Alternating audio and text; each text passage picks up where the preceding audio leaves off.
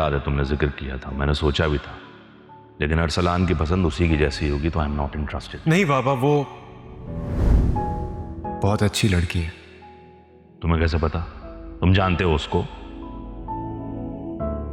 जी बाबा। कौन है? साइशा।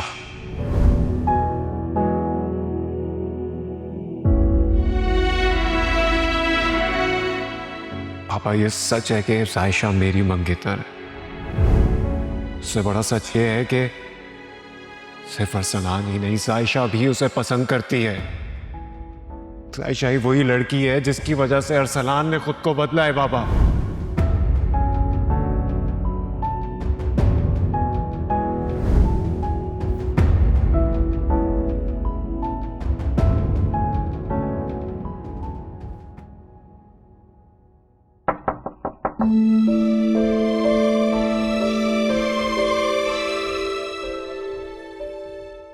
बाबा, बाबा दरवाजा खोले।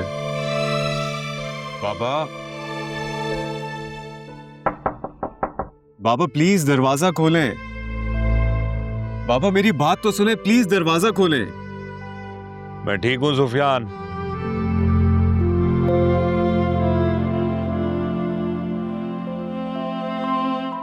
I want to be alone right now. बाबा, बाबा मेरी बात तो सुने, एक दफा दरवाजा खोलें प्लीज।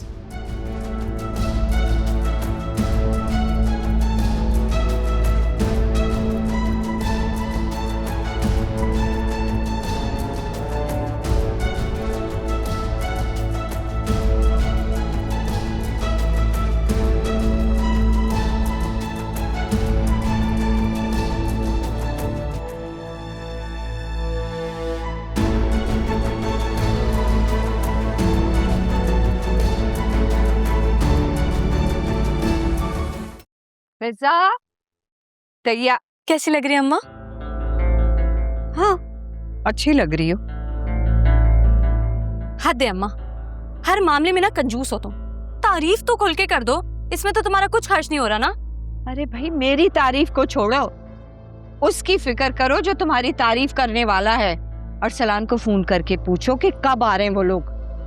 मैंने फोन किया था, अभी उठा नहीं रहा। पागल हो गई है? कितने आराम से कह रही है कि फोन नहीं उठा रहा है। अरे बार बार उसको फोन करके पूछो कि आ भी रहा है या नहीं, या फिर एक नया बहाना तैयार कर दिया उसने फिर। बिल्कुल परेशान है तुम, कोई नया बहाना नहीं बना रहा वो। जब कह दिया ना उसने तो वो आएगा। बिजी हो गया होगा अपनी तैयारियों में। वैसे भी वो लड़कियों से ज्यादा तैयार होता है। फिजा, एक बात बता दूं मैं तुम्हें, मैं हूँ एक शरीफ औरत, अपनी बेइज्जती बर्दाश्त नहीं कर सकती हूँ मैं। उसको फोन करके पूछो कि आ रहा है या नहीं। हाँ, कर लूंगी। हर वक्त मूड खराब करती थी मेरा।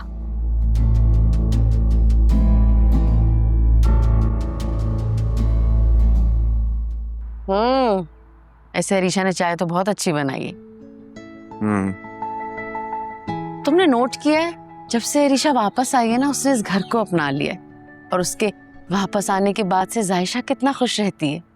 बदल तो अम्मी तायब्बू भी गए, लेकिन आपको नजर नहीं आ रहा है। क्या मतलब? अरीशा के वापस आने के बाद से तायब्बू या सुफियान किसी ने भी एक कॉल तक नहीं की हमें। इसका मतलब तो साफ हुआ ना कि उनको सिर्फ अपनी बेटी की परवाह थी। जब वापस आ गई तो अब वो आजाद हो गए। ऐसा क्यों कह रहे हो बेटा? तुम हामिद भाई को तो जानते हो, वो जायशा से बहुत मोहब्बत करते। और जहां तक बात भाभी की है, तुम तो जानते हो उनके बारे में।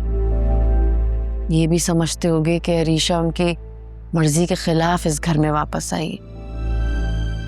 तभी तो तुमने देखा है वो उनका फोन रिसीव करते हुए कितना कतराती है, बात ही नहीं करती।